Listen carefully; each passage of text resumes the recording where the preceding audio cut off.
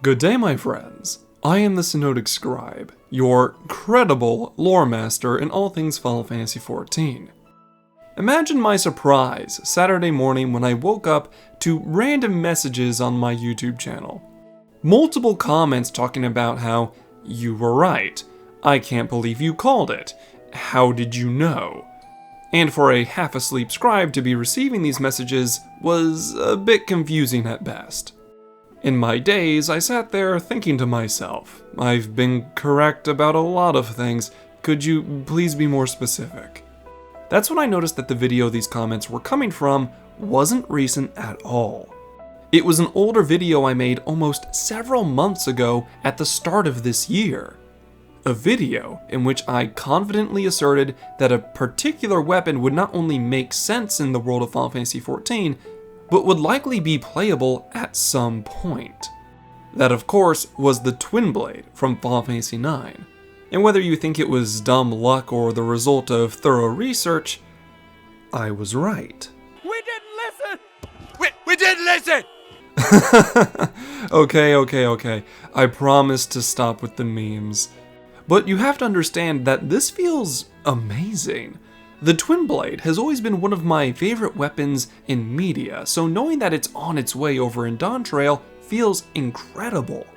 Not only is it appearing in the next expansion, but it's coming after I divined its arrival. My time and research feels somewhat vindicated. As if this is living proof that I really am putting in the work instead of talking out my ass like so many people think I do. When I put that video together for fun all those months ago, I made sure to observe the developers' trends and market data when it came to jobs in Final Fantasy XIV. Honestly, the job could have been anything. I just so happened to be looking in a place few others were, as most people were shouting that it just had to be Corsair because of the trailer. So my friends, if anything, I hope my prediction at least gave you a smidge of faith in me, if you hadn't already. As today, let's go over not only what we might expect from Viper and Dawntrail, but the Twin Blade's other appearances and references in Final Fantasy and Final Fantasy XIV.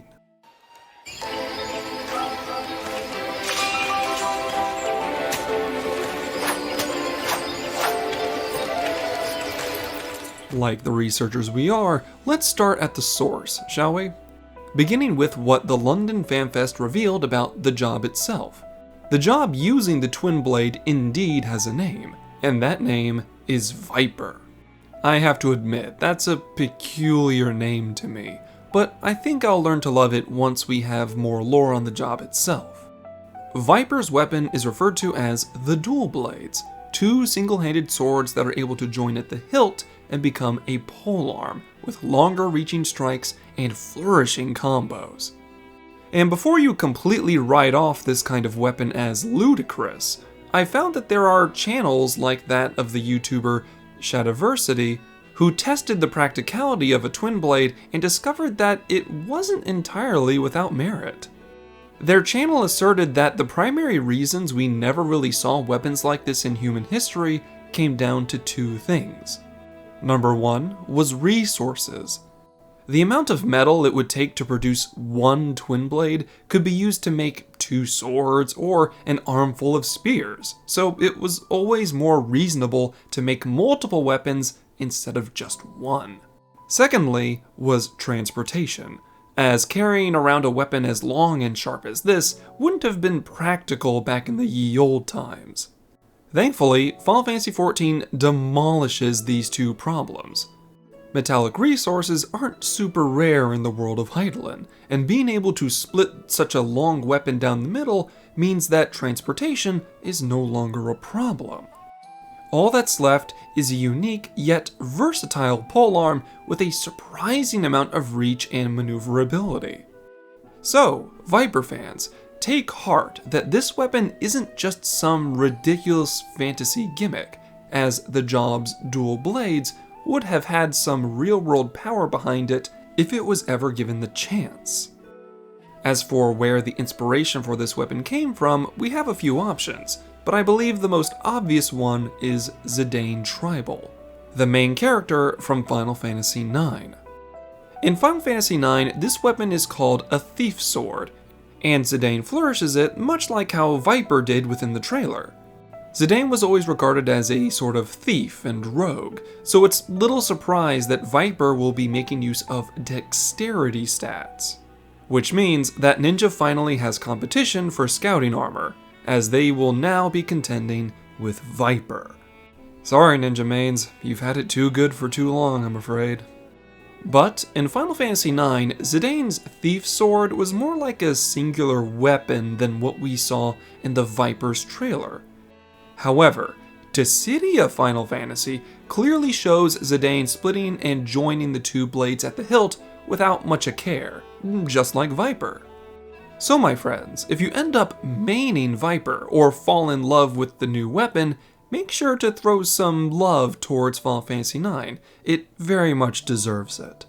Of course, there's still the weapon that Judge Gabranth used in Final Fantasy XII, but don't worry, we'll get to that, as now it's time to discuss the lore of Viper. Viper is described as being a hunter, specifically a time-honored huntsman of Tural. Historically, their practice revolves around quick and aggressive techniques that pressure their opponents, naturally increasing the likelihood they'll make a mistake, giving Viper the chance to execute a swift, finishing blow. This idea fits the role of a DPS quite well, as a Viper is most likely betting everything on the idea that they can end a fight quickly and decisively. Thus, they may not bother with too many defensive techniques. But the thing to take away from this page here is that Viper has soul crystals, specifically aged soul crystals. If you follow my channel, you've likely got it beaten into your head that soul crystals were first used during the Third Astral Era, specifically during the height of the Allegan Empire. Which, let me say this before I continue, to all of my Gunbreaker, Dancer, Reaper, and Sage mains out there, your lore book is coming soon. But fear not, for I am a professional. I will make sure to cover your favorite job's lore as well as that of Hrothgar and Viera as soon as that book comes out. But the question we should be asking ourselves is, when did soul crystals make their way over to the New World? Because as far as we know, the Allegan Empire never made it over there after conquering the 3 great continents and Miracidia. The soul crystals of Tural could be as young as a few hundred years old or thousands of years old, depending on what twists and turns the lore decides to eventually take. Not only that, Viper seems to have a unique relationship with their soul crystals, much like the other jobs, as they can actively channel the experience of huntsmen before them in order to invigorate their body with ether, leading to even more devastating attacks. As such, we can theorize that a secondary gimmick for Viper could be that of aura, as ether begins radiating off of their bodies. Though to be honest, this wouldn't be anything incredibly new, as jobs like Dark Knight have already proven that intense feelings and emotions spawned from ether can create unique areas of effect. Whether it helps allies or harms enemies, well, that's for the wielder to decide. But surprisingly enough, Viper isn't our introduction into the idea of dual blades in Final Fantasy XIV, as we've seen it represented a couple times already. Rejoice in the glory of combat!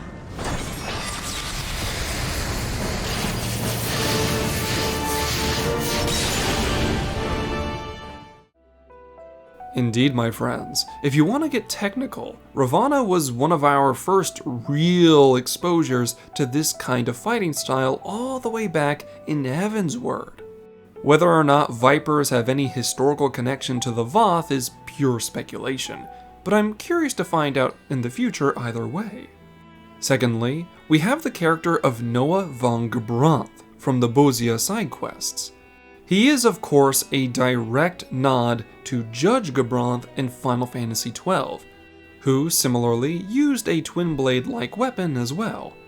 Did the teachings of Viper somehow make their way over to the continent of Ilsabard at some point in history? I don't know for certain, but it's food for thought. However, I will leave the speculation of such things in your capable hands, as you all have proven to be quite creative in the comments section on more than one occasion. As such, let me know down in the comments what you think Viper will be like in Final Fantasy XIV. Do you plan on picking up Viper when Dawntrail releases? Because I certainly will be one of the first in line to grab my favorite weapon type in gaming.